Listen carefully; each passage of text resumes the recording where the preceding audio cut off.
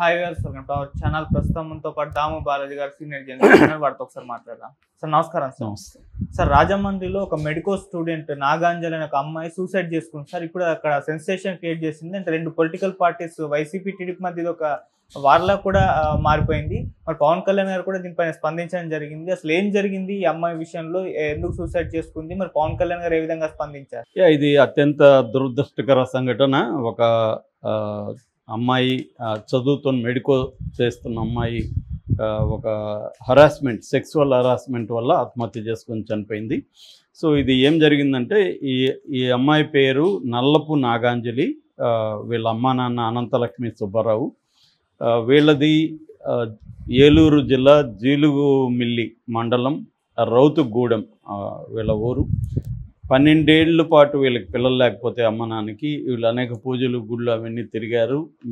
అన్నీ చేసిన తర్వాత వాళ్ళకి 12 ఏళ్ల తర్వాత పుట్టిన అమ్మాయి, అందుకని అల్లారు ముద్దుగా చాకున్నారు. దాని తర్వాత దాదాపు 3.5 ఎకరాలు అమ్మి ఈ అమ్మాయిని బీఫార్మసీ చదివించారు. ఈ అమ్మాయి బీఫార్మసీ ఫైనల్ ఇయర్లో ఉంది. ఇంకొక 3 మంత్స్లో కంప్లీట్ అవుతుంది. ఈ లోపల ఆ అమ్మాయి ఇంటర్న్షిప్ చేయాలంటే కాలేజీలో అక్కడ ఉన్న కిమ్స్ బొలినేని హాస్పిటల్ అని రాజమండ్రిలో హాస్పిటల్లో 3 నెలలకు ముందు ఇంటర్న్షిప్గా జాయిన్ అయింది. ఫార్మసిస్ట్గా ఆ అమ్మాయి పనిచేయడం మొదలుపెట్టింది. ఈ క్రమంలో అక్కడ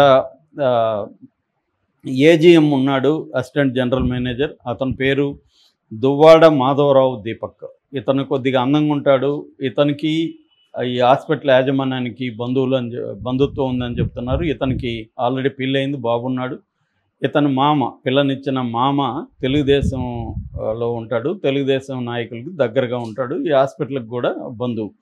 అలాగా ఇతనికి కొంత అమ్మాయిలు పిచ్చుంది. గతంలో కూడా ఇతను ఒక హోమియోపతి కాలేజీలో పనిచేసినప్పుడు అక్కడ ఒక లెక్చరర్ని, మహిళా లెక్చరర్ని కూడా వేధించారని చెప్పి ఇతన్ని డిబార్ చేశారు కాలేజీ నుంచి. ఆ తర్వాత 2015లో కేసు పెట్టారు. ఆ కేసు ఇప్పటికీ నడుస్తుంది. లాస్ట్ మంత్ కూడా ఇతను, అంటే 15 డేస్ బ్యాక్ కూడా ఇతను కోర్టుకు హాజరయ్యాడు ఆ కేసులో. అట్లాగే ఈ హాస్పిటల్లో కూడా డ్యూటీ డాక్టర్లను కావచ్చు, నర్సులను కావచ్చు ఇతను లైంగికంగా వేధించడం, తన అధికారాన్ని, తన బంధుత్వాన్ని ఉపయోగించుకొని వాళ్ళని లొంగదీసుకోవడం, తర్వాత కోరికలు తీర్చుకొని వదిలేయడం, ఇలాంటివి చేస్తున్నాడు అనేది ఆరోపణలు ఉన్నాయి. ఈ సందర్భంలో ఏమైందంటే ఒక ఫంక్షన్ జరిగింది. ఆ ఫంక్షన్కి అమ్మాయి రెడ్ శారీ కట్టుకొని వెళ్ళింది ఫస్ట్ టైము. అప్పుడు అతని కంట్లో అమ్మాయి పడింది. అరే ఎవరు ఈ అమ్మాయి బాగుంది, నేను ఇన్ని రోజులు గమనించలేదే అన్నట్టుగా అతను అప్పటి నుంచి ఈ అమ్మాయితో స్నేహం చేయడం మొదలుపెట్టాడు. ఈ అమ్మాయిని ప్రేమిస్తున్నానని వెంటపడ్డాడు. దాంతో ఈ అమ్మాయి కూడా అతని ఓకే చెప్పింది. తర్వాత పెళ్లి చేసుకుంటాను నిన్ను, నాకు నా భార్య అంటే ఇష్టం లేదు, త్వరలో విడాకులు ఇస్తున్నాను, నిన్ను పెళ్లి చేసుకుంటానని ఈ అమ్మాయిని నమ్మించాడు. ఈ అమ్మాయి కూడా అతని, అంటే మామూలుగా ఏమవుతుందంటే ఒక హాస్పిటల్లో ఒక అడ్మిన్ స్థాయిలో పెద్దవాళ్ళు ఉన్నప్పుడు కానీ, లేకపోతే ఆఫీసుల్లో బాసులు కానీ, ఇలాంటి వాళ్ళు వాళ్ళ పవర్ని, వాళ్ళ పొజిషన్ని ఉపయోగించుకొని కింది స్థాయి ఎంప్లాయీస్ని లైన్లో పెట్టడం అనేది జనరల్గా జరుగుతుంది. సో వీళ్ళు కూడా ఏమనుకుంటారంటే ఒక అథారిటీ ఫిగర్ కాబట్టి వీళ్ళకి కూడా అట్రాక్షన్ కలుగుతుంది, పైగా అందంగా కూడా ఉన్నాడు. అలాగా ఇతను మొత్తానికి ఆమెని పెళ్లి చేసుకుంటాననేది చేసి వీళ్ళిద్దరూ ఫిజికల్గా కలవడం మొదలుపెట్టారు. అలాగే జరిగింది. కానీ అతను ఏంటంటే ఈ అమ్మాయి ఎప్పుడైనా పెళ్లి చేసుకోమని అడిగినప్పుడంతా కొట్టడం మొదలుపెట్టాడు.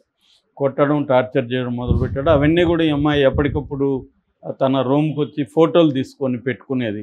సెల్లో తన గాయాలని అన్నిటిని ఫోటోలు తీసుకొని పెట్టుకునేది అనమాట. అట్లాగే డైరీలో రాసుకునేది. అలాగా ఈ అమ్మాయి, అంటే ఇతను, అంటే నేను ఇప్పుడు ఇతనికి యాంటీగా బయటకు వస్తే ఆయనకు ఒక భార్య ఉంది, కొడుకున్నాడు కదా, వాళ్ళ ఫ్యామిలీ ఇది అవుతుంది, మనం చేయకూడదు అని అమ్మాయి సహిస్తూ వచ్చింది. కానీ ఇది ఇతనిది ఎక్కువైపోయింది రాను రాను. లాస్ట్ మంత్ మే 23న ఈ అమ్మాయి ఫైనల్గా అడిగింది నన్ను పెళ్లి చేసుకుంటావు లేదని. అతను చాలా బండబూతులు తిట్టాడు. దాంతో ఈ అమ్మాయికి అర్థమైపోయింది ఇతను నన్ను చేసుకోడు, వాడుకుంటాడు, ఇతనితో ఉంటే నాకు టార్చర్ చూపిస్తాడు, లైంగికంగా కూడా బాగా వేధిస్తున్నాడు అని చెప్పి ఆ అమ్మాయి ఆత్మహత్య చేసుకోవాలనుకుంది. డైరీలో ఒక ఆత్మహత్య లేఖ కూడా రాసింది. అందులో డీటెయిల్స్ అంతా రాసింది. సో ఇతనికి శిక్ష పడాలని కూడా కోరుకునింది. కోరుకొని ఏం చేసిందంటే ఒక అనస్థీసియా ఇంజెక్షన్ విబి అనే ఒక అనస్థీసియా 10 mg వేసుకుందని చెప్తున్నారు. అది ఓవర్ డోస్ కాబట్టి ఈ అమ్మాయి కోమాలోకి వెళ్ళిపోయింది. సో ఇది వీళ్ళ రూమ్మేట్స్ 3 ఉంటారు. ఆ రూమ్మేట్స్ చూసి అదే హాస్పిటల్లోనే జాయిన్ చేశారు. ఫైనల్గా వెంటిలేటర్ మీద 12 రోజుల పాటు ఆమె పోరాడింది. పేరెంట్స్ అంతా కూడా ఏడుస్తూ రోజు అక్కడే కూర్చున్నారు. సో కానీ బతుకుతుందనే హోప్తోనే ఉన్నారు. కానీ మొన్న 2 రోజుల ముందు ఆమె కంప్లీట్గా మళ్ళీ దీంట్లోకి వెళ్ళిపోయింది. నిన్న చనిపోయింది. ఈ దీపక్ అనే అతన్ని ఈ కేసుని ఏమంటే ఈ హాస్పిటల్ యాజమాన్యం సరిగా డీల్ చేయలేదు. మామూలుగా అయితే ఇలాంటివి జరిగినప్పుడు ఇమ్మీడియట్గా దీన్ని మెడికో లీగల్ కేసు పెట్టాలి, సెక్షన్ పెట్టి అతన్ని, ఎందుకంటే డైరీలో అమ్మాయి రాసింది కూడా. అట్లాగే వీళ్ళ నాన్న సుబ్బారావు కూడా కంప్లైంట్ ఇచ్చాడు, మా అమ్మాయి ఇలా చేసుకోవడానికి కారణం ఈ దీపక్ అని. కానీ దీపక్ని 27 వరకు అరెస్ట్ చేయలేదు, 23 జరిగితే ఈ లోపల వైసీపీ వాళ్ళు రంగంలో దిగారు. వాళ్ళు ఆందోళన చేయడం మొదలుపెట్టారు. వరుదు కళ్యాణి ఎమ్మెల్సీ ఆమె చాలా గట్టిగా పవన్ కళ్యాణ్ నిలదీసింది. నేను అండగా ఉంటాను, ఒక్కొక్కడు అమ్మాయిల జోలికి వస్తే తోలు తీస్తానని మాట్లాడతావు, ఇప్పుడు నువ్వు ఆ దీపక్ తోలు ఎందుకు తీయట్లేదని ఆమె కళ్యాణ్ ప్రశ్నించింది. దాంతో ఆమె చనిపోయినాక ఇప్పుడు కళ్యాణ్ స్పందించాడు. నిన్న పవన్ కళ్యాణ్ స్పందించి పోలీసులు సీరియస్గా తీసుకోవాలి అని చెప్పాడు. దీంతో ఒక్కసారిగా ఎప్పుడైతే వైసీపీ వాళ్ళు దీన్ని ఇష్యూ చేయడం మొదలుపెట్టారో ఒక్కసారిగా వీళ్ళు కూడా కదిలారు. అనిత కదిలింది. వీళ్ళు శవ రాజకీయం చేస్తున్నారని పవన్ కళ్యాణ్ కూడా వైసీపీ వాళ్ళని విమర్శించాడు.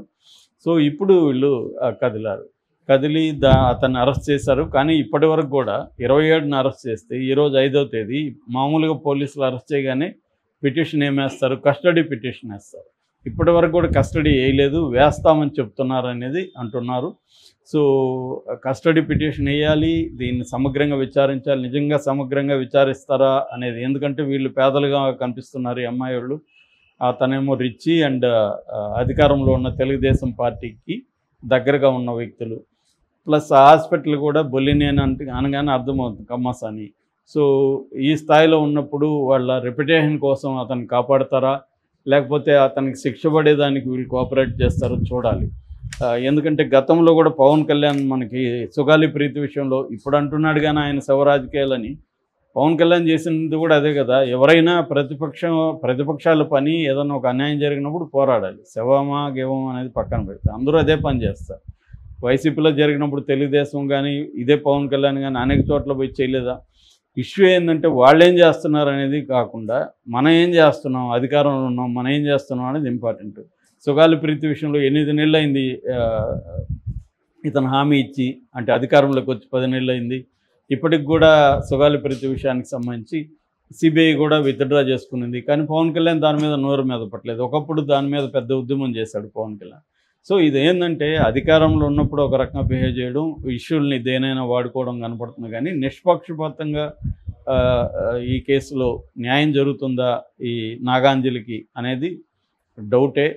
ఎందుకంటే అవతల రాజకీయాలు ఉన్నప్పుడు ఇది మెల్లగా నీరుగారు చేస్తారు పోలీసులు, హాస్పిటల్, ఇదంతా కూడా. రెండోది అదే హాస్పిటల్లో వైద్యం సరిగా అందిందా లేదన్న డౌట్లు కూడా చాలామందికి వస్తున్నాయి. సో ఇంకొక డౌట్ ఏంటంటే ఈ అమ్మాయికి అసలు ఇంజక్షన్ ఈ అమ్మాయి వేసుకునిందా, అతనే వేసాడా బలవంతంగా అనేది కూడా ఒక డౌట్ ఉంది. వాళ్ళ నాన్న ఎక్స్ప్రెస్ చేస్తున్నాడు. అట్లాగే ఈ అమ్మాయి రూమ్మేట్స్ 3 మాయమైపోయారని చెప్తున్నారు. ఆ 3 మరి ఎక్కడికి పోయారు, ఆ 3ని పోలీసులు విచారిస్తున్నారా లేదా, హాస్పిటల్ యాజమాన్యమే ఆ 3ని పంపించేసిందా, ఇలాంటి డౌట్లు వస్తున్నాయి. యాక్చువల్గా ఇది వర్క్ ప్లేస్ హరాస్మెంట్ అంటారు, వర్క్ ప్లేస్ డెత్ అని చెప్పచ్చు మనం.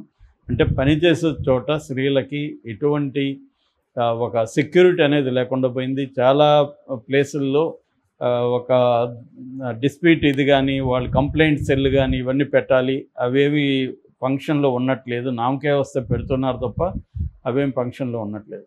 ఇంకొక యాంగిల్ ఏంటంటే ఇప్పుడు ఈ అమ్మాయి సరే చీర కట్టుకుపోయింది, అతనికి కన్నుబడింది, ఇవన్నీ ఓకే. కానీ ఈ అమ్మాయికి ముందే తెలుసు అతనికి పెళ్ళయింది, బాబు ఉన్నాడని. కాబట్టి ఇలాంటి అమ్మాయిలు ఆలోచించాల్సిందే ఉంటే వాళ్ళ కళ్ళబొల్లి మాటలు కాకుండా ఇతని ఆచరణ ఏంటి, ఇతనితో మన రిలేషన్షిప్ ఎక్కడి వరకు వెళ్తుంది, దాని పర్యవసనాలు ఏంటి అనేది అమ్మాయిలు కూడా ఆలోచించుకోవాలి.